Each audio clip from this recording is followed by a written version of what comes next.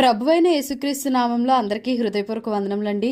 దినవృత్తాంతములు 2వ గ్రంథము 11వ అధ్యాయము. రెహబాము యెరూషలేమునకు వచ్చినప్పుడు ఇశ్రాయేలు వారితో యుద్ధము చేయుటకును రాజ్యమును తనకు మరలా రప్పించుకొనుటకును అతడు యూదా వారిలో నుండి బెన్యామినీలలో నుండి ఏర్పరచబడిన యుద్ధశాలులను 180,000 మందిని సమకూర్చగా దైవజనుడైన షమయాకు యెహోవా వాక్కు ప్రత్యక్షమై ఈలాగు సెలవిచ్చెను. నీవు యూదా రాజును సొలొమోను కుమారుడునగు రెహబాముతోనూ యూదాయందును బెన్యామినీల ప్రదేశమందును ఉండు ఇశ్రాయేలు వారందరితోనూ ఈ మాట ప్రకటించుము. ఈ కార్యము నా వలన జరుగుచున్నదని యెహోవా సెలవిచ్చుచున్నాడు గనుక బయలుదేరకుండను మీ సహోదరులతో యుద్ధము చేయకుండను మీరందరూ మీ ఇండ్లకు తిరిగి పోవుడి అని చెప్పెను. కావున వారు యెహోవా మాటలు విని యరొబాముతో యుద్ధము చేయుట మాని వెళ్ళిపోయిరి. రెహబాము యెరూషలేమునందు కాపురముండి యూదా ప్రదేశమందు ప్రాకారపురములను కట్టించెను. అతడు బేత్లెహేము, ఏతాము, తెకోవా, బేత్సూరు, షోకో, అదుల్లాము, గాతు, మారేషా, జీఫు, అదోరయీము, లాకీషు, అజేకా, జొర్యా, అయ్యాలోను, హెబ్రోను అను యూదా బెన్యామీను ప్రదేశములందుండు ప్రాకారపురములను కట్టించి దుర్గములను బలపరచి వాటిలో అధిపతులను ఉంచి ఆహారమును నూనెను ద్రాక్షారసమును సమకూర్చెను. మరియు వాటిలో డాళ్లను బల్లెములను ఉంచి ఆ పట్టణములను బహు బలవంతమైన వాటిగా చేసెను. యూదావారును బెన్యామీనీయులను అతని పక్షమున నుండిరి. ఇశ్రాయేలు వారి మధ్య నుండు యాజకులను లేవీయులను తామున్న ప్రదేశముల సరిహద్దులను దాటి అతని యొద్దకు వచ్చి చేరిరి. యరొబామును అతని కుమారులను యెహోవాకు యాజక సేవ జరగకుండా లేవీయులను త్రోసివేయగా వారు తమ గ్రామములను స్వాస్థ్యములను విడచి యూదా దేశమునకును యెరూషలేమునకును వచ్చిరి. యరొబాము బలిపీఠములకును దయ్యములకును తాను చేయించిన దూడలకును యాజకులను ఏర్పరచుకొనెను. వారి చర్యలట్లుండగా ఇశ్రాయేలీల గోత్రముల యందంతటను ఇశ్రాయేలీల దేవుడైన యెహోవాను వెదకుటకు మనస్సు నిలుపుకొనిన వారు తమ పితరుల దేవుడైన యెహోవాకు బలులను అర్పించుటకై యెరూషలేమునకు వచ్చిరి. దావీదును సొలొమోనును నడిచిన మార్గమందు 3 సంవత్సరములు వారు నడచి యూదా రాజ్యమును బలపరచి 3 సంవత్సరములు సొలొమోను కుమారుడైన రెహబామునకు సహాయకులైరి. రెహబాము దావీదు కుమారుడైన యెరీమోతు కుమార్తెయగు మహలతును యెషయి కుమారుడైన ఏలియాబు కుమార్తెయగు అబీహాయిలును వివాహము చేసుకొనెను.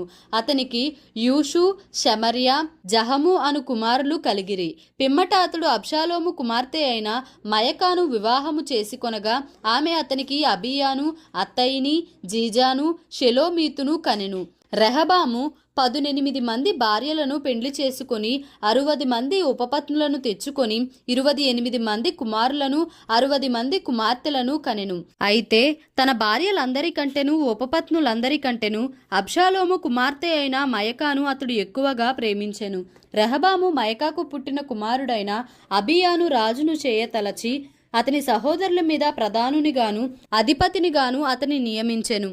అతడు మంచి మెలకువ గలవాడై తన కుమారులలో శేషించిన వారిని యూదా బెన్యామీను సంబంధములైన ఆయా ప్రదేశములలోని ఆయా ప్రాకారపురముల యందు అధిపతులుగా నియమించి వారికి విస్తారమైన సొత్తు ఇచ్చి వారికి పెండ్లిండ్లు చేసెను. దినవృత్తాంతములు 2వ గ్రంథము 12వ అధ్యాయము. రెహబాము రాజ్యము స్థిరపడి తాను బలపరచబడిన తరువాత అతడును ఇశ్రాయేలీయులందరూ యెహోవా ధర్మశాస్త్రమును విసర్జించిరి.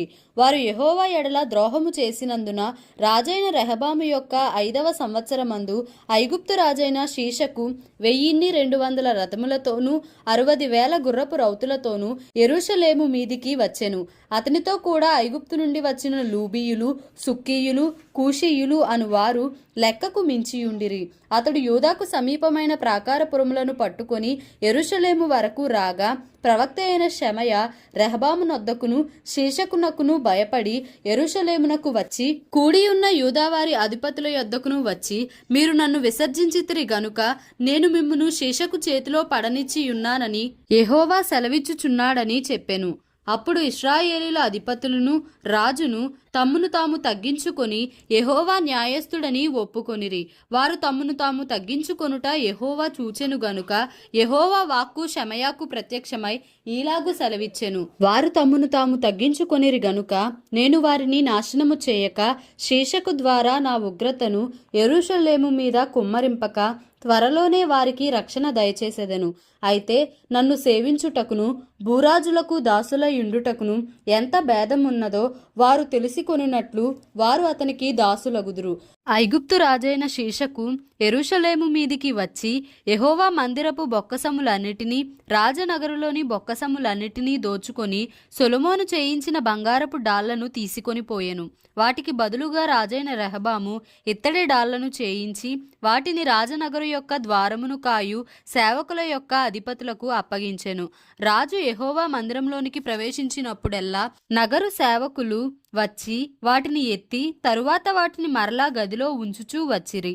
అతడు తన్ను తాను తగ్గించుకొనినందున యెహోవా అతని బొత్తిగా నిర్మూలము చేయక యూదావారు కొంత మట్టుకు మంచితనమును అనుసరించుట చూచి తన కోపము అతని మీద నుండి త్రిప్పుకొనెను. రాజైన రెహబాము యెరూషలేమునందు స్థిరపడి ఏలుబడి చేసెను. రెహబాము ఏలన ఆరంభించినప్పుడు 41 సంవత్సరముల ఈడుగలవాడై ఉండెను. తన నామమును అచ్చట ఉంచుటకై ఇశ్రాయేలీల గోత్రములన్నిటిలో నుండి యెహోవా కోరుకొనిన పట్టణమగు యెరూషలేమునందు అతడు 17 సంవత్సరములు ఏలెను. అతని తల్లి పేరు నయమ, ఆమె అమ్మోనీయురాలు. అతడు తన మనస్సు యెహోవాను వెదకుటయందు నిలుపుకొనక చెడు క్రియలు చేసెను. రెహబాము చేసిన కార్యములన్నిటిని గూర్చియు షెమయా రచించిన గ్రంథమందును దీర్ఘదర్శి అయిన ఇద్దో రచించిన వంశావళి అందును వ్రాయబడి ఉన్నది. రెహబామునకును యరొబామునకును యుద్ధము ఎడతెగక జరిగెను. రెహబాము తన పితరులతో కూడా నిద్రించి దావీదు పట్టణమందు పాతి పెట్టబడెను. అతని కుమారుడైన అబియా అతనికి బదులుగా రాజాయెను. దినవృత్తాంతములు 2వ గ్రంథము 13వ అధ్యాయము. రాజైన యరొబాము ఏలుబడిలో 18వ సంవత్సరమందు అబీయా యూదావారి మీద ఏలన ఆరంభించెను. అతడు 3 సంవత్సరములు యెరూషలేమునందు ఏలెను. అతని తల్లి పేరు మీకాయ, ఆమె గిబియా ఊరివాడైన ఊరియేలు కుమార్తె. అబియాకును యరొబామునకును యుద్ధము కలుగగా అబియా 4 లక్షల మంది పరాక్రమశాలుల సైన్యము ఏర్పరచుకొని యుద్ధమునకు సిద్ధము చేసెను. యరొబామును 8 లక్షల మంది పరాక్రమశాలులను ఏర్పరచుకొని అతనికి ఎదురుగా వారిని యుద్ధమునకు వ్యూహపరచెను. అప్పుడు అబియా ఎఫ్రాయిము మన్యమందుండు సెమరాయిము కొండ మీద నిలిచి ప్రకటించినదేమనగా, యరొబామా, ఇశ్రాయేలు వారలారా, మీరందరూ నాకు చెవియొగ్గుడి. ఇశ్రాయేలు రాజ్యమును ఎల్లప్పుడూ ఏలునట్లుగా ఇశ్రాయేలీల దేవుడైన యెహోవా దావీదుతోనూ అతని సంతతి వారితోనూ భంగము కాజాలని నిబంధన చేసి దానిని వారికిచ్చెనని మీరు తెలుసుకొందురు గదా. అయినను దావీదు కుమారుడైన సొలొమోనుకు దాసుడును నెబాతు కుమారుడు నగు యరొబాము పనికి మాలిన దుష్టులతో కలిసి లేచి తన యజమానుని మీద తిరుగుబాటు చేసెను. సొలొమోను కుమారుడైన రెహబాము ఇంకనూ బాల్యదశలో నుండి ధైర్యము లేనివాడై వారిని ఎదిరించుటకు తగిన శక్తి లేకున్నప్పుడు వారు అతనితో యుద్ధము చేయుటకు సిద్ధమైరి. ఇప్పుడు దావీదు సంతతి వారి వశముననున్న యెహోవా రాజ్యముతో మీరు యుద్ధము చేయ తెగించెదమని తలంచుచున్నారు. మీరు గొప్ప సైన్యముగా ఉన్నారు. యరొబాము మీకు దేవతలుగా చేయించిన బంగారు దూడలను మీ యొద్ద ఉన్నవి. మీరు అహరోను సంతతి వారైన యెహోవా యాజకులను లేవీయులను త్రోసివేసి అన్యదేశముల జనులు చేయునట్లు మీ కొరకు యాజకులను నియమించుకొంటిరి గదా. ఒక కోడెతోనూ 7 గొర్రె పొట్టేళ్లతోనూ తన్ను ప్రతిష్ఠించుటకై వచ్చు ప్రతివాడు దైవములు కాని వాటికి యాజకుడగుచున్నాడు. అయితే యెహోవా మాకు దేవుడై ఉన్నాడు, మేము ఆయనను విసర్జించిన వారము కాము. అహరోను సంతతి వారు యెహోవాకు సేవ చేయు యాజకులై ఉన్నారు. లేవీయులు చేయవలసిన పనులను లేవీయులే చేయుచున్నారు. వారు ఉదయాస్తమయముల యందు యెహోవాకు దహన బలులు అర్పించుచు సుగంధ ద్రవ్యములతో ధూపము వేయుచు పవిత్రమైన బల్ల మీద సన్నిధి రొట్టెలు ఉంచుచు బంగారు దీపస్తంభమును ప్రమిదలను ప్రతి సాయంత్రము ముట్టించుచు వచ్చుచున్నారు. మేము మా దేవుడైన యెహోవా ఏర్పరిచిన విధిని బట్టి సమస్తము జరిగించుచున్నాము గాని మీరు ఆయనను విసర్జించిన వారైతిరి. ఆలోచించుడి, దేవుడే మాకు తోడై మాకు అధిపతిగా నున్నాడు. మీ మీద ఆర్భాటము చేయుటకై బోరలు పట్టుకొని ఊదునట్టి ఆయన యాజకులు మా పక్షమున ఉన్నారు. ఇశ్రాయేలు వారలారా, మీ పితరుల దేవుడైన యెహోవాతో యుద్ధము చేయకుడి, చేసినను మీరు జయమొందరు. యరొబాము వారి వెనుకటి భాగమందు మాటుగాండ్రను కొందరిని ఉంచి సైన్యము యూదావారికి ముందును మాటుగాండ్ర వారికి వెనుకను ఉండునట్లు చేసెను. యూదావారు తిరిగి చూచి యోధులు తమకు ముందును వెనుకను ఉన్నట్టు తెలిసికొని యెహోవాకు ప్రార్థన చేసిరి. యాజకులను బూరలు ఊదిరి.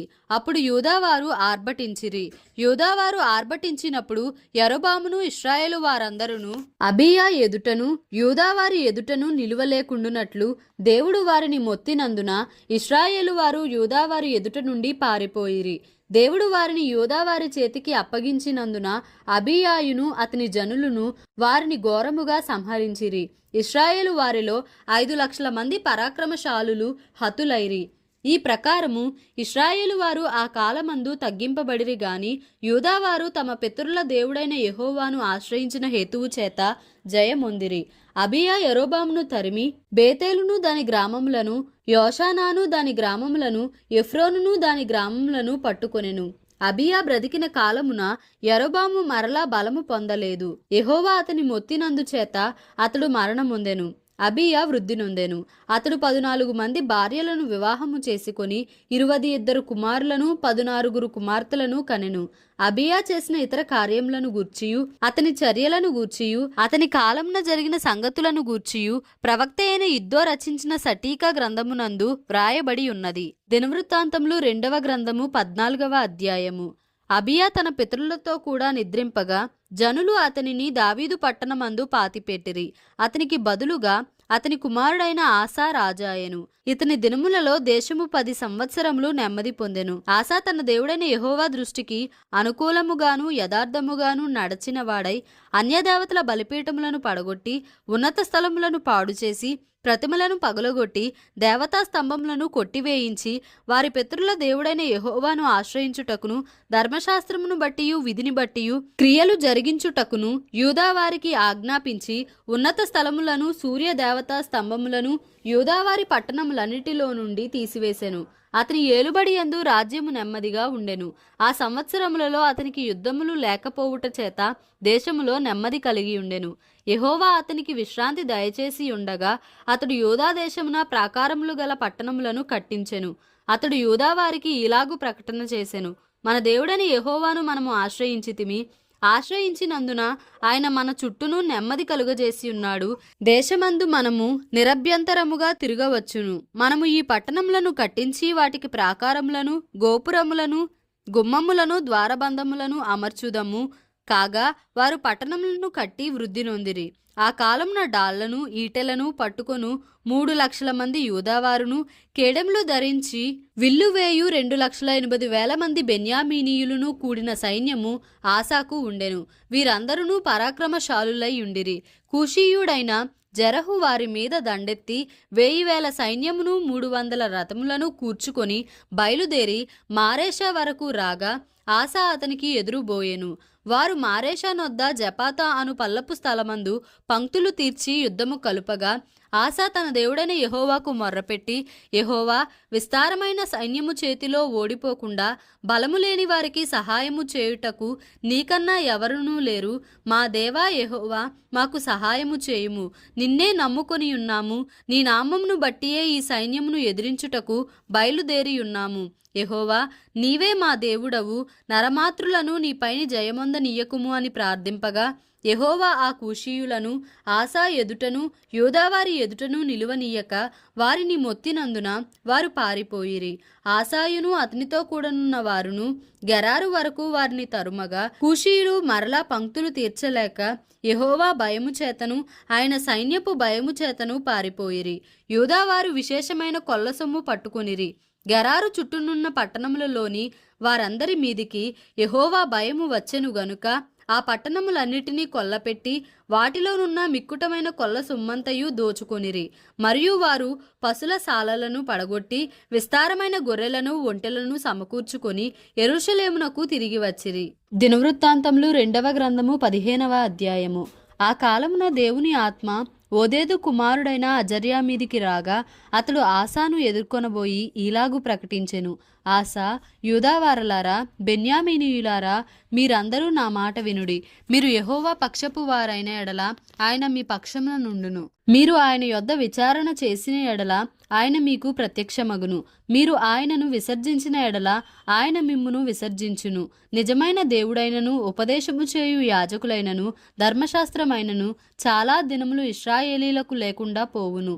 తమ శ్రమయందు వారు ఇశ్రాయేలీల దేవుడైన యెహోవా యొద్దకు మళ్ళుకొని ఆయనను వెదకినప్పుడు ఆయన వారికి ప్రత్యక్షమాయెను. ఆ కాలములలో దేశముల కాపురస్తులందరిలోనూ గొప్ప కల్లోలములు కలిగెను గనుక తమ పనిపాటలను చక్కపెట్టుకొనుటకై తిరుగువారికి సమాధానము లేకుండెను. దేవుడు జనములను సకల విధములైన బాధలతో శ్రమపరచెను గనుక జనమును పట్టణమును పాడు చేసెను. కాగా మీరు బలహీనులు కాక ధైర్యము వహించుడి, మీ కార్యము సఫలమగును. ప్రవక్త అయిన ఓదేదు ప్రవచించిన ఈ మాటలు ఆసా వినినప్పుడు అతడు ధైర్యము తెచ్చుకొని యూదా బెన్యామీనీయుల దేశం అంతటి నుండి ఎఫ్రాయిము మన్యములో తాను పట్టుకొనిన పట్టణములలో నుండి హేయములైన విగ్రహములన్నిటినీ తీసివేసి యెహోవా మంటపము ఎదుట నుండు యెహోవా బలిపీఠమును మరలా కట్టించి యూదా వారినందరినీ బెన్యామీనీయులనందరినీ ఎఫ్రాయిము మనష్షే షిమ్యోను గోత్రస్థానములలో నుండి వచ్చి వారి మధ్య నివసించు పరదేశులను సమకూర్చెను. అతని దేవుడైన యెహోవా అతనికి సహాయుడై ఉండుట చూచి ఇశ్రాయేలు వారిలో నుండి విస్తారమైన జనులు అతని పక్షము చేరిరి. ఆసా ఏలుబడి యందు 15వ సంవత్సరమున 3వ నెలను వారు యెరూషలేములో కూడి తాము తీసుకొని వచ్చిన కొల్లసొమ్ములో నుండి ఆ దినమున 700 ఎద్దులను 7,000 గొర్రెలను యెహోవాకు బలులుగా అర్పించి పూర్ణ హృదయముతోనూ పూర్ణాత్మతోనూ తమ పితరుల దేవుడైన యెహోవా యొద్ద తాము విచారణ చేయుదుమనియు పిన్నలే గాని పెద్దలే గాని పురుషులే గాని స్త్రీలే గాని ఇశ్రాయేలీల దేవుడైన యెహోవా యొద్ద విచారణ చేయని వారికి అందరికిని మరణము విధించుదుమనియు నిష్కర్ష చేసుకొనిరి. వారు ఎలుగెత్తి బొబ్బలిడుచు మేళములతోనూ బోరల నాదముతోనూ బేరీ ధ్వనులతోనూ యెహోవా సన్నిధిని ప్రమాణము చేసిరి. ఇలాగు ప్రమాణము చేయబడగా యూదా వారందరూ సంతోషించిరి. వారు పూర్ణ హృదయముతో ప్రమాణము చేసి పూర్ణ మనస్సుతో ఆయనను వెదకి ఉండిరి గనుక యెహోవా వారికి ప్రత్యక్షమై చుట్టూనున్న దేశస్థులతో యుద్ధములు లేకుండా వారికి నెమ్మది కలుగజేసెను. మరియు తన తల్లి అయిన మయక అసహ్యమైన యొక్క దేవతా స్తంభమును నిలిపినందున ఆమె ఇక పట్టపు దేవి అయి ఉండకుండా రాజైన ఆసా ఆమెను త్రోసివేసి ఆమె నిలిపిన విగ్రహమును పడగొట్టి చిన్నాభిన్నము చేసి కిద్రోను వాగు దగ్గర దాన్ని కాల్చివేసెను. ఆసా ఉన్నత స్థలములను ఇశ్రాయేలీలలో నుండి తీసివేయలేదు గాని ఇతడు బ్రతికిన కాలమంతయు ఇతని హృదయము యథార్థముగా ఉండెను. తన తండ్రి ప్రతిష్ఠించినట్టియు తాను ప్రతిష్ఠించినట్టియు వెండిని బంగారమును ఉపకరణములను అతడు తీసుకొని దేవుని మందిరమునందుంచెను. ఆసా ఏలుబడి యందు 35వ సంవత్సరము వరకు యుద్ధములు జరగలేదు. దినవృత్తాంతములు 2వ గ్రంథము 16వ అధ్యాయము. ఆసా ఏలుబడి యందు 36వ సంవత్సరమున ఇశ్రాయేలు రాజైన బయషా యూదావారి మీద దండెత్తి బయలుదేరి యూదా రాజైన ఆసా యొద్దకు రాకపోకలు జరగకుండునట్లు రామాను కట్టింపగా ఆసా యెహోవా మందిరమందును రాజనగరునందును ఉన్న బొక్కసములలోని వెండి బంగారములను తీసి దమస్కులో నివాసము చేయు సిరియా రాజగు బెన్హదదునొద్దకు దూతల చేత పంపించి నా తండ్రికిని నీ తండ్రికిని కలిగి ఉన్నట్లు నాకును నీకును సంధి కలిగి ఉన్నది. వెండిని బంగారమును నీకు పంపి ఉన్నాను. ఇశ్రాయేలు రాజైన బయషా నన్ను విడిచి ఆవలికి పోవునట్లుగా నీవు అతనితో చేసి ఉన్న సంధిని భంగము చేయుమని వర్తమానము చేసెను. బెన్హదదు రాజైన ఆసా మాట అంగీకరించి తన సైన్యముల అధిపతులను ఇశ్రాయేలు వారి పట్టణముల మీదికి పంపగా వీరు ఇయోనును దానును ఆబెల్మాయీమును నఫ్తాలి ప్రదేశమునకు చేరిన పట్టణములలోని కొట్లను కొల్లపెట్టిరి. బయషా అది విని రామాను ప్రాకారములతో కట్టించుట మానివేసి తాను చేయుచున్న పని చాలించెను. అప్పుడు రాజైన ఆసా యూదావారినందరినీ సమకూర్చెను. వీరు పోయి బయషా కట్టించుచుండిన రామా పట్టణపు రాళ్లను దూలములను తీసుకొని వచ్చిరి. వాటితో ఆసా గెబను మిస్పాను ప్రాకారపురములుగా కట్టించెను. ఆ కాలమందు దీర్ఘదర్శి అయిన హనాని యూదా రాజైన ఆసా యొద్దకు వచ్చి అతనితో ఇలాగు ప్రకటించెను, నీవు నీ దేవుడైన యెహోవాను నమ్ముకొనక సిరియా రాజును నమ్ముకొంటివే. సిరియా రాజు యొక్క సైన్యము నీ వశము నుండి తప్పించుకొని పోయెను. బహు విస్తారమైన రథములను గుర్రపు రౌతులను గల కూషీయులను లూబీయులను గొప్ప దండై వచ్చిరి గదా. అయినను నీవు యెహోవాను నమ్ముకొనినందున ఆయన వారిని నీ చేతికి అప్పగించెను. తన ఎడల యథార్థ హృదయము గలవారిని బలపరచుటకై యెహోవా కనుదృష్టి లోకమందంతటా సంచారము చేయుచున్నది. ఈ విషయమందు నీవు మతి తప్పి ప్రవర్తించితివి గనుక ఇది మొదలుకొని నీకు యుద్ధములే కలుగును. ఆ దీర్ఘదర్శి అట్లు ప్రకటించినందుకు ఆసా అతని మీద కోపగించి రౌద్రము చూపి అతనిని బందీగృహములో వేసెను. ఇదియుగాక ఆ సమయమందే ఆస జనులలో కొందరిని బాధపరచెను. ఆసా చేసిన కార్యములన్నిటిని గూర్చి యూదా ఇశ్రాయేలు రాజుల గ్రంథమందు వ్రాయబడి ఉన్నది. ఆసా తన ఏలుబడి యందు 39వ సంవత్సరమున పాదములలో జబ్బు పుట్టి తాను బహు బాధపడినను దాని విషయంలో అతడు యెహోవా యొద్ద విచారణ చేయక వైద్యులను పట్టుకునేను. ఆసా తన పితరులతో కూడా నిద్రించి తన ఏలుబడి యందు 41వ సంవత్సరమున మృతి నొందగా అత్తరు పనివారి చేత సిద్ధము చేయబడిన సుగంధ వర్గములతోనూ పరిమళ ద్రవ్యములతోనూ నిండిన పడక మీద జనులు అతని ఉంచి అతని నిమిత్తము బహు విస్తారమైన గంధవర్గములను దహించి దావీదు పట్టణమందు అతడు తన కొరకై తొలిపించుకున్న సమాధి యందు అతని పాతిపెట్టిరి. దేవుడి పరిశుద్ధ వాక్యమును మన వినికిడిలో దీవించి ఆశీర్వదించునుగాక. Amen. Please like, share and subscribe for more videos.